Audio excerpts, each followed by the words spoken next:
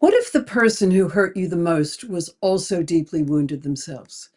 Not as an excuse, not as a reason to go back or to minimize what happened to you, but as a genuine question that might change how you understand narcissism. And more importantly, how you understand your own healing. Today, we're going deep on one of the most asked questions I get from this community. Do all narcissists have a mother wound? And I'm going to give you the honest, nuanced answer because you deserve more than a simple yes or no. My name is Michele Paradise. Welcome to my channel, or welcome back to my channel. I am a trauma-informed therapist with 20 years experience. And what I do is I blend together my professional knowledge and information with my own lived experience as a narcissistic abuse survivor. So let's get started. But before we do, please hit the subscribe button, or if you're already a subscriber, hit the notification bell so that you don't miss any of my videos. First, let's define what we actually mean by the mother wound, because it gets used a lot and not always accurately. The mother wound isn't simply about having a bad mother. It's about what happens in the earliest years of life when a child's primary attachment figure, the person they depend on completely for survival, fails to meet their core emotional needs. And those needs are actually very simple: to be seen, to be heard, to be validated and accepted for who they are, without performance, without conditions. When those needs are consistently unmet, the child doesn't conclude that the parent has failed them. Children can't do that. It would be too destabilizing. Instead, they conclude that something is wrong with them, that they are too much or not enough or fundamentally unlovable in some way. That is the wound, and it shapes everything that follows. Now, the research I find most compelling here comes from attachment theory, particularly the work of John Bowlby and later Mary Ainsworth, and more recently, the relational neuroscience work that Gabor Mate has brought into mainstream consciousness. What this body of work tells us is that our earliest attachment experiences literally wire the developing brain. They determine how safe the world feels, how worthy we believe we are, and how we relate to other people for the rest of our lives, unless something intervenes. Now, here's where it gets interesting, because when we look at narcissistic development specifically, the research points of two very distinct childhood experiences that can both lead to the same outcome are these. The first pathway is emotional neglect. A mother or primary caregiver who was cold, withholding, emotionally unavailable. Perhaps she was dealing with her own unresolved trauma, her own depression, her own narcissistic wounds. Perhaps she was simply not equipped to attune to a child's emotional world.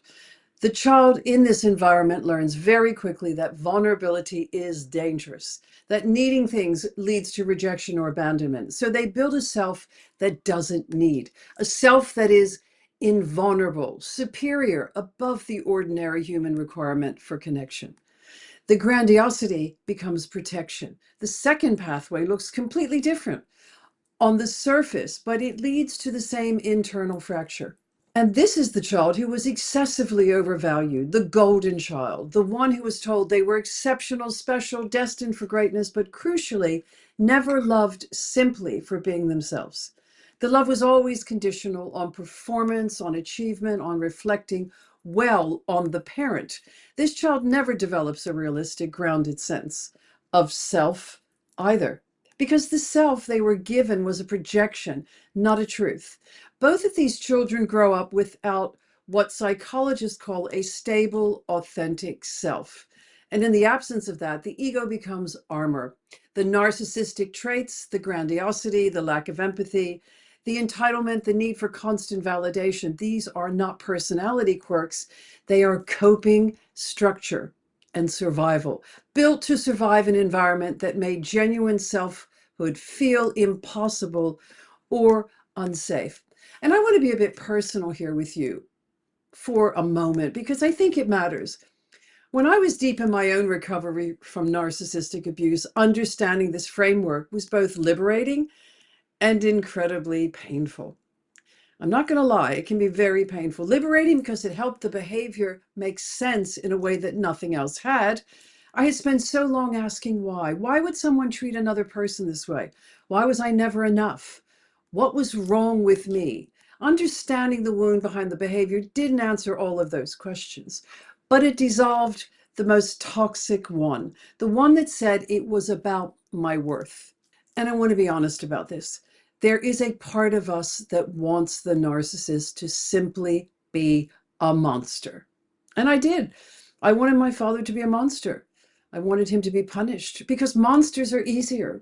Wounded humans are complicated, and complicated asks something of us emotionally that we may not always be ready to give. I'm not asking you to give it.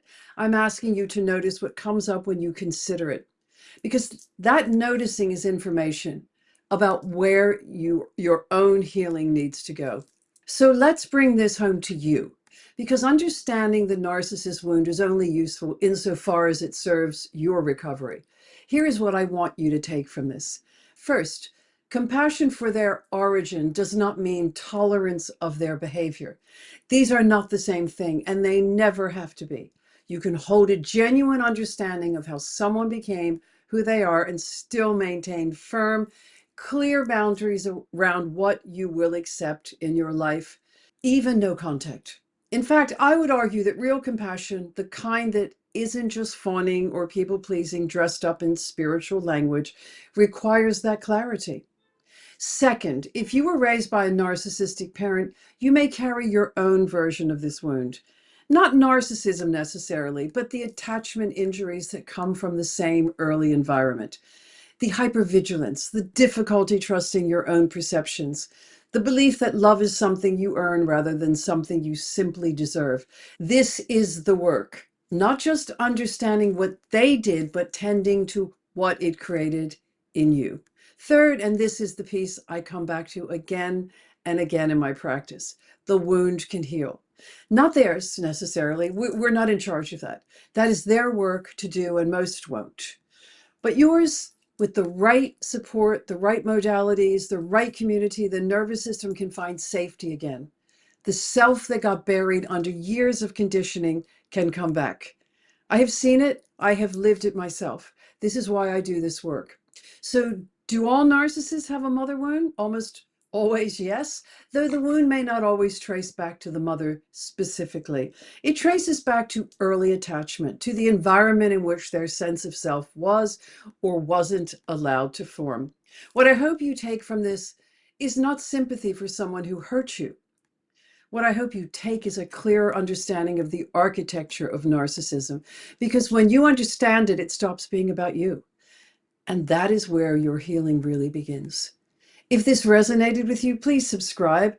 I put out new content every week on narcissistic abuse recovery, trauma healing, and reclaiming yourself after toxic relationships. And I would love to know in the comments, did understanding the wound behind the behavior change anything for you? Did it help or did it complicate things? There's no right answer. Tell me where you are.